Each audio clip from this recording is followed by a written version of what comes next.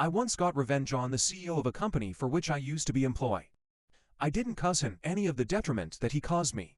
Instead, I was given the opportunity to teach him a very valuable lesson. I was 16 and was given the opportunity to work at the grocery store in the small town where I lived. It was basically the only place for a teenager to work in town, so I was lucky to have the job. I never worked past 10:30 p.m. My boss made sure my work didn't interfere with my school activities, and the work made me happy.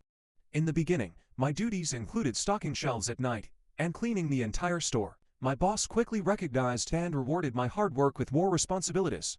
I went from stockboy, cleaner, to cashier, to evening manager once I graduated high school. My duties as the evening manager included running the store at night, reconciling sales, taking deposits to the bank, and locking up after work. I had a great relationship with my store manager and the regional manager over our area of stores. The store was one of a few dozen in a chain started by the owner of an oil company as a way to distribute his gasoline. The employees held a high regard for the owner. In the few times he visited the store, he was kind and thanked us for our work. He was working toward his retirement, and his son-in-law was transitioning into the CEO role. As many teenagers in the 90s did, I grew out my hair. As my hair was growing longer, my regional manager asked me kindly to keep my hair out of my eyes, either in a store cap or in a ponytail. There were no rules for appearance in the small company, but he wanted me to be as professional and approachable as possible. Since I was in a position of management, I was happy to oblige. In the late 90s, store was being remodeled and ownership and C-level folks in the company were coming around more often. Evidently, one of the good old boy higher-ups in the company didn't like my appearance and said something about it to my regional manager. I was a valued employee, and my regional manager made it clear that my appearance was a non-issue. He reminded him that there were no rules against my long hair in the company guidelines. Nevertheless, my regional manager made me aware of the situation and warned me that this higher-up might be around again and to be on my toes if he said something. A couple of weeks later, this good old boy came back to the store with some paperwork to deliver to the store manager. I had been instructed ahead of time to take the paperwork on her behalf, but she did not know who would be delivering it. I had just cut off my long hair days before and pierced both ears. The same guy with long hair hating guy walked up to the counter where I was checking groceries and asked for the manager.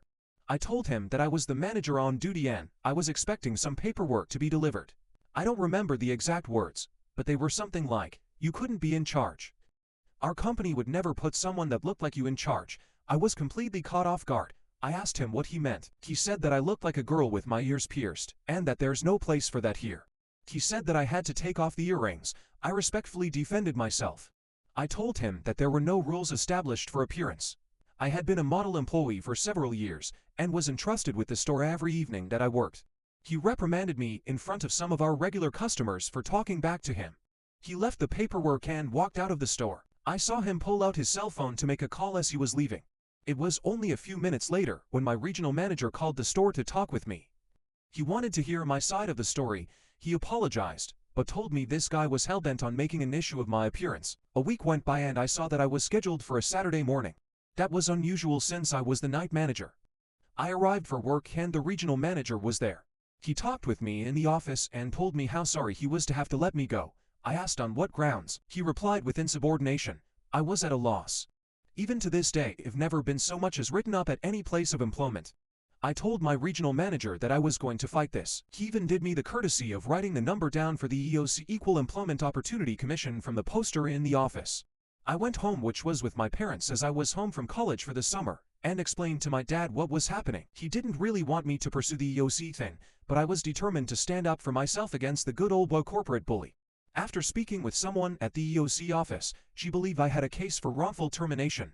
They offered to see me that afternoon. Before driving to Dallas to meet with someone about my case, I decided to give the company a chance to rescind the firing. I really liked my job. I loved the people at the store and all the customers I got to interact with every day. I didn't think I would be able to find another job that gave me the flexibility to work weekends through music school and give me full hours at every break.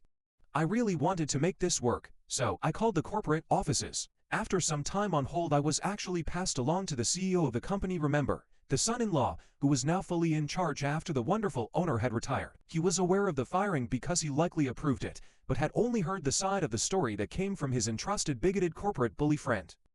I respectfully told the CEO that I would love to meet with him and have the opportunity to share my side of the story. I wanted to give him the whole picture of who I was, not some idea based on my appearance. He told me that he didn't need to meet with me to understand that I was a brat trying to get away with being disrespectful to an administrator in the company. I told him that I was planning on meeting with the EOC that afternoon, and thanked him for his time. After my meeting, the person in charge of my case filed paperwork for wrongful termination. She said it would take a little time, but that the company would likely have to pay me an average salary for the next 6 months. I wish I could remember all the details of this. It was a pretty sweet deal.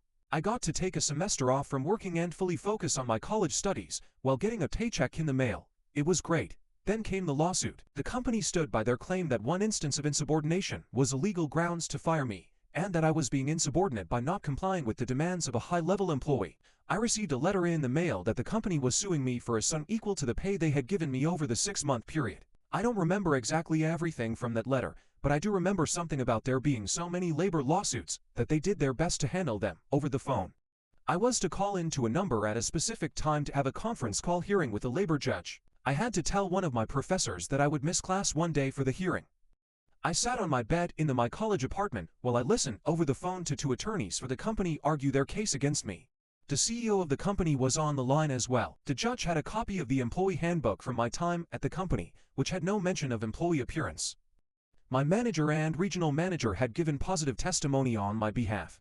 The judge essentially told the company that this was petty, that their legal costs far exceeded the 6 months of pay they had given me. He told them it appeared they were making this personal. His ruling was that I would keep the 6 months of pay, thank goodness, because I had been spending it, but that wasn't my revenge. After my job-free semester of college, it was time to get a holiday job that I could hopefully keep on the weekends and change to full-time during my last summer before student teaching and graduating. I applied at a retail giant that had an extensive electronics section. I wanted to sell electronics. During my final interview, a human resources agent asked about my firing. She had a great time listening to the story. She asked if I would mind taking off my earrings for work there, as it was against corporate policy for men. I told her that I would absolutely take off my earrings for work. Not only was it against their policy, I was planning to be a teacher soon anyway. Male teachers in Texas just didn't wear earrings at that time.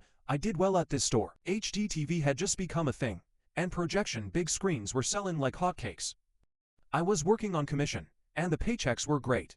I worked with a lot of folks that didn't understand all the facets of the transition to HDTV, and really couldn't answer important questions for customers. HDTVs weren't priced like they are today. Most of the name brands were for $1,000 and up at that time. Consumers desired a lot of confidence with purchases of that amount. I quickly became the go-to guy on this. Happy customers would send friends and family to me. I loved this job. I was lucky to make one of my best sales to a retired couple that had means to buy the best of everything. They wanted the best, but they wanted to understand all of the details and be confident in their purchase. They had been to a few places that weren't able to answer their questions. Then they came to me. There was something familiar about the gentleman. I felt like I knew him from somewhere, but I couldn't quite place it. When making the purchase, customers had to give me their name and address for delivery. I was absolutely stunned to hear his name. Former owner, now retired, of the grocery store chain where I used to work. I hadn't recognized him in casual clothes and out of the store environment. His wife was wonderfully sweet and very complimentary of me. She said that she was about to give her family some monetary gifts for the holidays so that they could have HDTVs at their homes. She was going to recommend that they come to see me for the purchase. I still remember how I felt the day the son-in-law CEO came to my store and asked for Greg. Only our first names were on our name tags. He didn't really visit the grocery store like his father-in-law and ran the company from the company headquarters. I had only seen him once in my years at the company, but I knew it was him when I shook his hand and he told me his name. I actually trembled with nervousness and probably a little anger as I answered his questions. I must have seemed strange before I composed myself. I smiled as he mentioned how much his in-laws thought of me. I got him set up with his needs. He thanked me profusely and told me that it was hard to find reliable information and good service these days. I told him that if he needed anything to come back and see me. I rarely used them because I was only going to be there for a year, but I pulled out a business card and handed it to him. I told him to ask for Greg Hamilton. He looked at the card and slowly looked up at my eyes. Greg Hamilton. Yes, sir. Greg Hamilton. I'm so happy I was able to help you today. I take a lot of pride in my work, and I hope that it shows. There was long awkward stare before he walked away. He actually turned back and took another look at me before leaving the store. I'll never know what he was thinking, but I like to think that he realized that he fired a respectable young man that took pride in his work. solely based on bias. The best revenge doesn't come from hurting someone. Deep down, what we really desire is to help someone learn a lesson. I'm so thankful that I had the chance, as a young man, to teach an important lesson to this CEO.